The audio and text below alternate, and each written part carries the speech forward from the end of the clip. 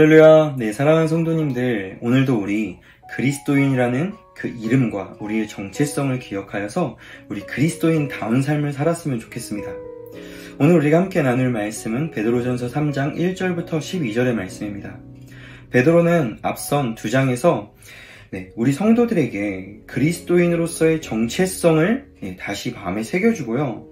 너희가 지금 비록 핍박과 고통의 시간들을 보내고 있지만 그리스도인답게 하나님의 말씀에 순종할 것과 또 세상 사람들과는 다른 나그네의 삶을 이 땅에서 살아가도록 권면하였습니다. 이제 3장에서는요, 보다 실제적인 우리 삶의 현장, 가장 먼저 가정에서부터 시작해서 우리의 사회까지 우리가 믿음을 가진 자라면 어떻게 살아야 하는가, 그리스도인다운 삶이 무엇인가, 복음에 합당한 삶이 무엇인가를 알려주는 것을 보게 됩니다. 가장 먼저 베드로는요, 아내들에게 이렇게 권면합니다. 이와 같이 남편에게 순종하라 라는 거예요. 때로 이 말씀이 남편들의 강력한 무기가 되죠.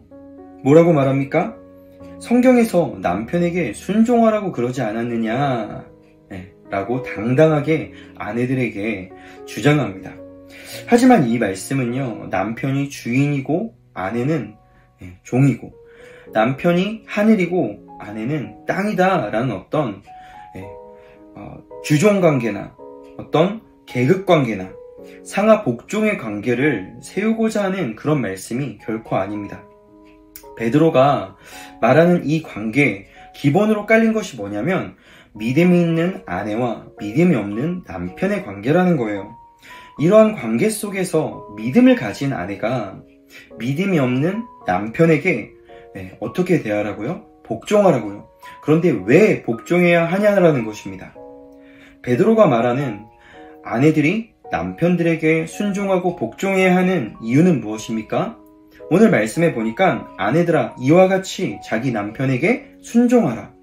이는 혹 말씀을 순종하지 않는 자라도 말로 말미암지 않고 그 아내의 행실로 말미암아 구원을 받게 하려 함이니. 아멘. 아내들이 남편들에게 순종을 해야 하는 이유는요, 단순히 남편이 하늘이기 때문인 것이 아닙니다. 이 관계 속에서 바로 믿지 않는 남편의 구원의 시작이 무엇에 달려있다고요? 아내의 순종 여부에 달려있다는 것입니다. 수백 번 믿으라고 아무리 말을 해도 듣지 않았던 남편이 언제 변화됩니까? 바로 남편에 대한 순종을 그 남편이 보았을 때 시작된다는 거예요. 말이 아닌 행실이 중요하다는 거죠. 그런데 이 순종의 기반이 무엇인지가 중요합니다. 아내들은 왜 남편에게 순종해야 합니까? 바로 하나님을 두려워하기 때문에, 하나님을 경외하기 때문에.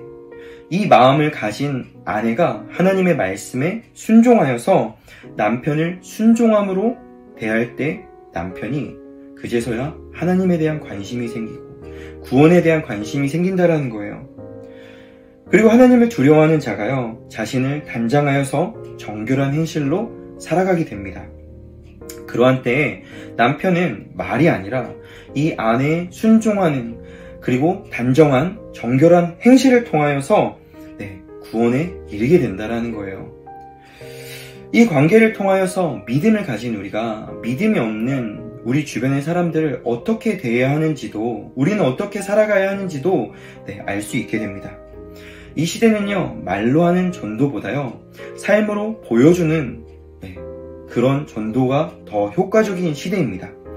왜냐하면요, 말을 잘하는 그리스도인은 너무나도 많은 반면 그 사람의 삶을 볼 때 이 사람은 진짜 그리스도인이다 라고 인정되는 그리스도인은요, 얼마 없기 때문이에요. 그러니까 말을 아무리 많이 해도 변하지 않습니다. 사람들이 보고 싶은 것, 그건 바로요, 정말 그 말씀대로 살아가는 사람, 하나님을 정말로 두려워하는 사람, 그 그리스도인을 보고 싶은 거예요. 그래서 성도님들, 우리에게요, 먼저 하나님을 두려워하는 마음, 경외하는 마음이 있어야 합니다. 그 마음이 있어야 우리는 하나님의 말씀에 순종할 수 있어요. 그리고 이렇게 순종하는 모습, 그리고 외모가 아닌 나의 마음과 내면 그리고 행실을 정결하게 단장하는 그리스도인들을 통해서요, 사람들은 우리 안에서 예수 그리스도를 발견하고요, 또 그 예수님을 믿고 싶은 마음을 갖게 되는 것입니다. 말보다 앞선 나의 삶, 말이 아닌 행실로 보여주는 저와 성도님들의 삶이 되었으면 좋겠습니다. 그래서 우리의 삶을 보고요, 믿지 않는 자들이 주님께 나아오고 구원을 얻게 되는 놀라운 역사가 저와 성도님들의 삶에서 일어날 수 있기를 소망합니다. 이제 베드로가 남편들에게 권면하는 것은요, 남편들이요, 이와 같이 지식을 따라 너희 아내와 동거하고 그를 더 연약한 그릇이요 또 생명의 은혜를 함께 이어받을 자로 알아 귀히 여기라 라고 권면합니다. 베드로의 권면은요, 남편들이요, 육체적으로 연약한 그릇인 아내들을 보호하고 그들을 귀히 여겨야 합니다 라는 것입니다. 강한 남편이 연약한 아내를 대하는 이런 태도.